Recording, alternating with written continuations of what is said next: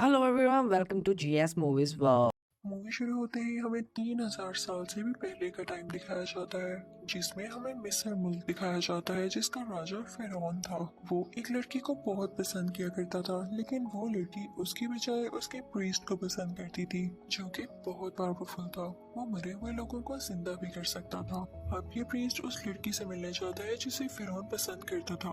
ये दोनों एक साथ बातें कर रहे होते हैं कि तभी फिरौन भी यहाँ पर आ जाता है।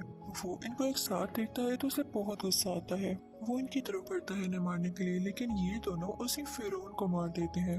वो लड़की उस प्रीस्ट से कहती है कि इससे पहले ये लोग तुम्हें कुछ करें, तुम यहाँ से भाग जाओ और मैं खुद को मार लूंगी। और तुम तो मरे हुए लोगों को वापस ला सकते हो ना, तो तुम मुझे वापस ले आना। और इसके बाद वो लड़की खुद को मार लेती है। प्रीस्ट को फिरौन के लोग वहां से ले जाते हैं, लेकिन फिर प्रीस्ट के लोग उस लड़की की डेड बॉडी को चुरा लेते हैं और अब प्रीस्ट उस पर रिचुअल करने लगता है उसे जिंदा करने के लिए। लेकिन तभी वहां पर फिरौन के लोग दोबारा से आ जाते हैं, जो कि उस प्रीस्ट को पकड़ लेते हैं। वो सोचते हैं कि हम प्रीस्ट को बहुत बुरी सजा देंगे ताकि दोबारा कोई भी ऐसी गलती ना कर सके। ये ताबूत खोलेगा तो ये कर्ज बनकर हम पर आएगा, यानी अगर प्रीस्ट आजाद हो गया, इसकी सोल बाहर आ गई तो हर तरफ तबाही मच जाएगी। और फिर प्रीस्ट के ताबूत को बहुत ही बड़े स्टैचू के नीचे दफना दिया जाता है, बहुत ही ज्यादा गहराई में, जिसे कोई भी नहीं खोद सकता था। इसी तरह वक्त गुजरता गया, कई साल बीत गए। पूरा शहर नीचे होता जा रहा था, मिट्टी के नीचे आता जा रहा था, और वो स्टैचू जो कभी काफी ऊंचा हुआ करता था वो भी अब छोटा हो गया था। ये एक ऐसी जमीन थी जिसके लिए कई लोग लड़ते थे, कई जंगें होती थी कि इस जमीन को जीत लिया जाए, लेकिन किसी को भी नहीं पता था कि इसके अंदर प्रीस्ट की डेड बॉडी है, यानी प्रीस्ट की मम्मी है। लेकिन उसकी पावर्स आज भी मौजूद है। इस जमीन के नीचे कई 100 सालों से वो ताकत जमा हो रही है, जो कि एक शैतानी ताकत में बदल रही है। अब इसी जगह पर एक फ्रेंच सोल्जर भागते भागते आता है और उसके पीछे कुछ लोग होते हैं। उनके जाते ही जमीन में कुछ होने लगता है, उसकी मिट्टी ऊपर आने लगती है। उस फ्रेंच सोल्जर का नाम रिक होता है।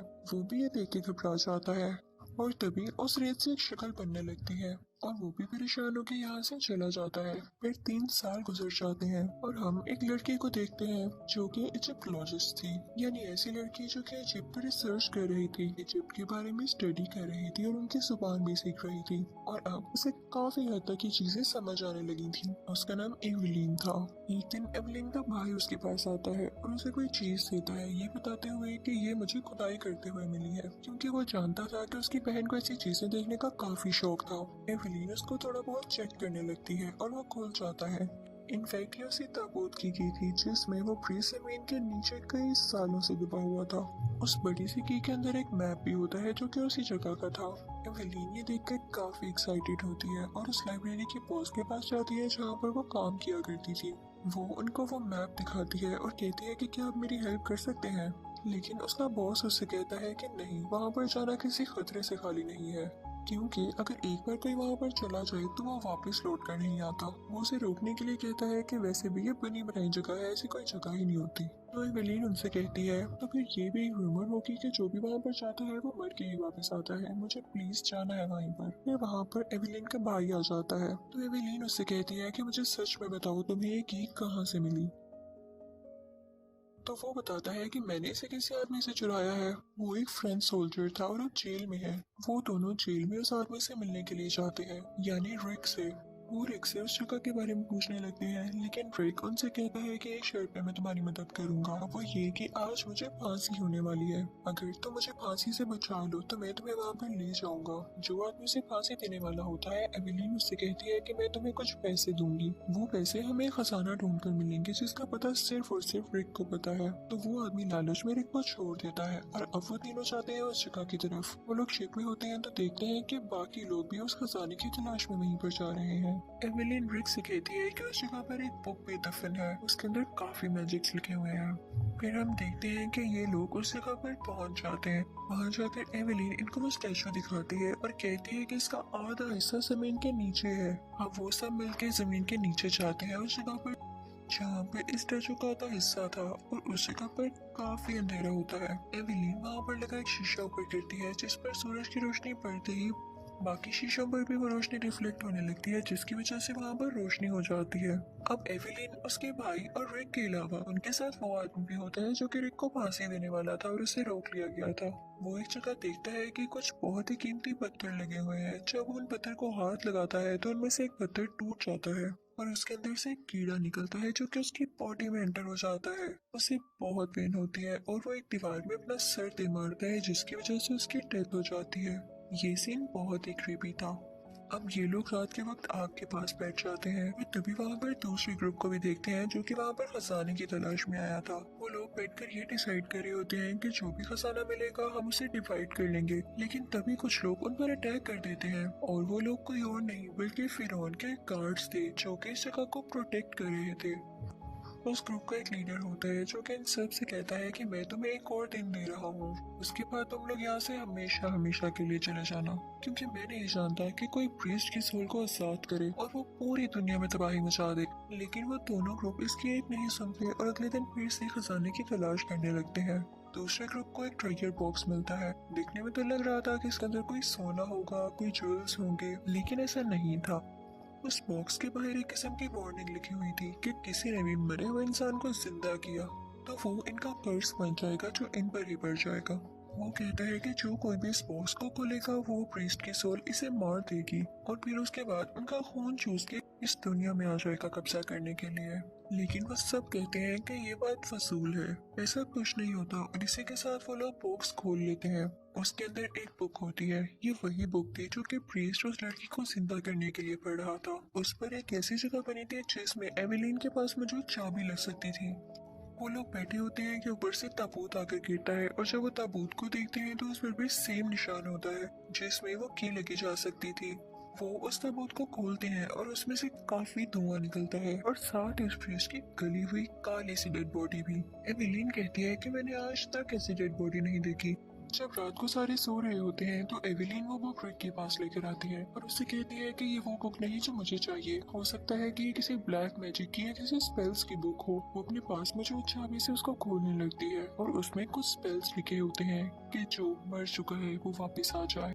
और जैसे ही वो ये बोलती है तो प्रीस्ट की पड़ी हुई मम्मी में जान आ जाती है और कई तरह के कीड़े इन पर अटैक कर देते हैं जिनसे बचते हुए एवेलिन बाकी सबसे लहता हो जाती है। प्रीस्ट की मम्मी उस आदमी के पास जाती है जिसने वो वार्निंग के बावजूद बॉक्स खोला था। वो उसकी आंखें निकालकर खुद में लगा लेती है और अब बढ़ती है एवेलिन की तरफ। रिक इन पर कई गोलियां चलाता है और फिर जब वो वहाँ से बाहर आ रहा होता है तो इनका सामना फिर उनके गार्ड के कुछ लोगों से होता है। वो कहते हैं कि मैंने तुम्हें कहा था ना कि यहाँ से चले जाओ, तुम लोगों ने ही इस मम्मी को खोला है, अब भुगतो दो इसको क्योंकि ये सबको मार देने वाली है। रिक एवेलिन से कहता है कि हम यहाँ से चले जाते हैं, लेकिन एवेलिन कहती है कि हमने उस मम्मी को जिंदा किया है और हम ही उसे मारेंगे। अब हम देखते हैं कि पूरे शहर के हालात बदलने लगे हैं। आसमान से आग बरसने लगती है और हर चीज तबाह होने लगती है। मम्मी उसी आदमी के पास जाती है जिसके उसने आंखें ली थी और फिर वो उसकी स्किन भी ले लेती है, उसका सारा खून भी चूस लेती है। ये सारे मिलकर उस जगह पर जाते हैं जहाँ पर ये मम्मी होती है और रिक उस पर काफी फायरिंग करता है, लेकिन इसका उस पर कोई असर नहीं हो रहा होता। उसे गोलियों से कोई फर्क नहीं पड़ रहा होता। लेकिन तभी वहाँ पर एक बिल्ली आ जाती है जिसे देखकर वो मम्मी डर जाती है। कितनी अजीब बात थी ना ये, और उन लोगों को भी नहीं समझ आ रहा होता कि आखिर ये हुआ क्या। रिक उन लोगों के पास जाता है जो कि फिर उनके गार्ड्स थे और जो इस जगह का ख्याल रखते थे। वो इनसे पूछता है कि आखिर वो बिल्ली से क्यों डर रहा था। तो वो बताते हैं कि बिल्लियां भी हमारे साथ इस जगह को प्रोटेक्ट करती है और वो प्री समझता है कि ये बिल्लियां उस पर अटैक कर देंगी, इसलिए वो उनसे डरता है। लेकिन एक बार वो जब पावरफुल हो गया तो वो फिर इन बिल्लियों से भी नहीं डरा करेगा। वो लोग समझ जाते हैं कि प्रीस्ट की मम्मी उन लोगों को मार के ही चाइल्ड लेगी जिन्होंने वो बॉक्स खोला, और उन 4 लोगों में से एक को तो ये पहले ही मार चुका था। एवेलिन उस जगह के गार्ड्स को ये बताती है कि उस प्रीस्ट की मम्मी ने सबसे पहली बार मुझे देखा तो पता है उसने मुझे किस नाम से बुलाया था, उसी नाम से जिस लड़की को फिरौन पसंद किया करता था, जिसके साथ इस प्रीस्ट का रिलेशनशिप था। तो वो लोग यानी इस जगह के गार्ड्स उससे कहते हैं कि ये तो बहुत बुरा हुआ। उसने जिंदा होने के बाद सबसे पहला जो काम करना था वो ये था कि जिस लड़की को वो पसंद करता था वो इसे इस दुनिया में वापस लेकर आना चाहता था, और इसके लिए वो तुम्हें सेक्रीफाइस करेगा, इसीलिए वो तुम्हें उस नाम से पुकार रहा था। लेकिन तुमसे पहले वो उन 3 लोगों को मारेगा। लेकिन उन 3 लोगों में से एक आदमी वहाँ से भाग जाता है और उसी के पास वो मैजिकल स्पेल्स वाली बुक होती है जो कि प्रीस्ट को चाहिए थी उस लड़की को जिंदा करने के लिए जिसे वो पसंद करता था। रिक अपने कुछ साथियों के साथ उस आदमी का पीछा करने जाता है, लेकिन वो देखता है कि प्रीस्ट की मम्मी पहले से ही वहाँ पर है और उसे मार कर वो किताब हासिल कर चुकी है। प्रीस्ट वहाँ से सीधा दूसरे आदमी के पास जाता है, वो उसे भी मार देता है और अब प्रीस्ट की बॉडी और शक्ल पहले से काफी बेहतर थी, यानी अब वो किसी भी एंगल से मम्मी या डेड बॉडी नहीं लग रहा था। वो एवेलिन के कमरे में रेत बनकर जाता है, उसके पास बैठ जाता है और अभी सोच रहा होता है उसे उठाने का कि तभी वहाँ पर रिक आ जाता है दरवाजा तोड़कर। उसके हाथ में बिल्ली होती है क्योंकि वो जानता था कि ये प्रीस्ट बिल्लियों से डरता है। रिक एवेलिन को बचा लेता है और फिर उसे कहता है कि जिस तरह से एक बुक से इसे इस दुनिया में वापस लाया गया, तो उसी तरह दूसरी बुक से जो तुम चाह रही हो उसको वापस भी भेजा जा सकता है, लेकिन वो बुक मिलेगी कहाँ पर? एवेलिन उस दौरान काफी रिसर्च करती है तो उसे पता चलता है कि जैसे वो बुक बहुत बड़े स्टैचू के नीचे थे प्रीस्ट की डेड बॉडी के पास ही, उसी तरह वो गोल्डन बुक जो वो हासिल करना चाह रही है वो किसी दूसरे स्टैचू के नीचे दबी हुई है जो कि उस जगह के दूसरी तरफ है। लेकिन जैसे ही ये लोग वहाँ पर जाने लगते हैं तो देखते हैं कि वहाँ के सारे लोग उस प्रीस्ट के गुलाम बन चुके हैं, क्योंकि वो जानते हैं कि वो वापिस आ चुका है और अगर उसके सामने इनकार किया तो वो इनको मार डालेगा। अब वो प्रीस्ट बढ़ता है एवेलिन की तरफ और उससे कहता है कि मेरा हाथ थाम लो, सब कुछ ठीक हो जाएगा। और एवेलिन को ऐसा ही करना पड़ता है, वो उसका हाथ थाम लेती है, लेकिन उसने झूठ कहा होता है। वो एवेलिन को अपने साथ ले जाता है और ऑर्डर देता है कि बाकी लोगों को मार दिया जाए, लेकिन रिक और उसके साथी किसी तरह से अपनी जान बचा के वहाँ से चले आते हैं कुछ करने के लिए। ये कहते हैं कि जल्द से जल्द हमें उस दूसरे स्टेचू को ढूंढना होगा ताकि हम वो बुक ढूंढकर उसको वापस भेज सकें। दूसरी तरफ वो प्रीस्ट को उस मम्मी को जिंदा करता है और उसे रिक की तरफ भेज देता है ताकि वो उसे बुक ढूंढने से रोके, लेकिन रिक जैसे तैसे करके उस बुक तक पहुंच जाता है और फाइनली उसे वो बुक मिल जाती है। दूसरी तरफ हम देखते हैं कि प्रीस्ट उस लड़की को ला चुका था इस दुनिया में जिसे वो पसंद करता था। उसने उसकी मम्मी में जान भी डाल दी थी जो कि अब मूव कर पा रही थी, लेकिन साथ ही साथ उसकी बॉडी को ठीक करने के लिए उसे एवेलिन के सेक्रीफाइस चाहिए था, यानी वो एवेलिन की बॉडी से उसकी सोल लेकर उस लड़की में डालना चाहता था। लेकिन उसका ऐसा कुछ करने से पहले ही एवेलिन का भाई वहाँ पर आ जाता है उस गोल्डन बुक के साथ। लेकिन अब मसला ये था कि उस गोल्डन बुक को जो चाबी लगनी थी वो एवेलिन से उस प्रीस्ट ने ले ली थी। वहाँ पर मम्मीज की और आर्मी आने लगती है, तभी एवेलिन अपने भाई से कहती है कि उस बुक पर लिखे हुए स्पेल्स पढ़ो ताकि हम इनको हरा सकें। रिक उन सब लोगों से लड़ता है, यानी उन मम्मीज की आर्मी से, और एवेलिन को साथ करा देता है। लेकिन तभी पीछे से उस लड़की की मम्मी आती है जिसे वो प्रीस्ट पसंद करता था, वो एवेलिन पर अटैक करने लगती है। दूसरी तरफ वो मम्मी आर्मी रिक के पीछे पड़ी होती है, लेकिन एवेलिन का भाई भी वो स्पेल पढ़ने से रुकता नहीं है और फाइनली वो आर्मी रुककर उसकी बात मानने लग जाती है।